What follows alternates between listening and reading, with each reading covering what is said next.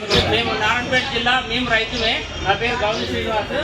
ఈరోజు ఇక్కడ సిసిఐ ఇక్కడ మరికెల్ లింగంపల్లి దగ్గరికి వచ్చాము. ఇక్కడ ఉన్నటువంటి రైతులందరూ కూడా ఉన్నారు. ఈరోజు బుక్ చేసాం. మేము సోమవారం 7 తారీఖు రోజు బుక్ చేసాము. ఇక్కడ వస్తే 7 క్వింటాలు ఇక్కడ చూపెట్టడం మేము 50 క్వింటాలు చూపిస్తుంది. మేము వేసిందేమో ఎకరాకు 7 క్వింటాల వరకు చూపిస్తుంది. అంటే ఈ అధికారులు ఏం చేస్తున్నారో అర్థం కాదు. ఇక్కడ ఉన్నటువంటి సిసి అధికారులు ఏం చేస్తున్నారో అర్థం కాదు. జిల్లా అధికారులకు కూడా మేము ఇంతకుముందు కూడా చెప్పడం జరిగింది. ఇక్కడ ధర్నా కూడా చేయడం జరిగింది. ఇప్పుడు ఏమంటే రైతుల గతంలో ఏమని చెప్పిందంటే ఎకరాకు 12 క్వింటాలు తీసుకుంటాం పత్తి అని చెప్పింది.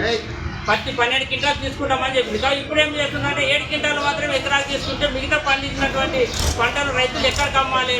ప్రైవేట్ కంపెనీలో 1000 రూపాయలు తక్కువ అవుతుంది. కాబట్టి రైతులు లాస్ అయిపోతున్నారు. కాబట్టి ఇక్కడ ఉన్నటువంటి లీడర్లు కానీ కలెక్టర్ కానివ్వండి, మరి సిసి అధికారులు కానివ్వండి, మార్కెట్ అధికారులు కానీ ఇక్కడికి రావాలి. వచ్చి ఇక్కడ ఉన్నటువంటి కంప్యూటర్ని కూడా ఒకసారి చెక్ చేసుకోవాలని తెలియజేస్తుంది. ఎందుకంటే రైతులు మోసపోతున్నారు. ఎందుకంటే ఇప్పుడు మాకు 40 క్వింటాలు ఉంది, 40 క్వింటాలు అమ్ముతాం అనుకుంటున్నారు.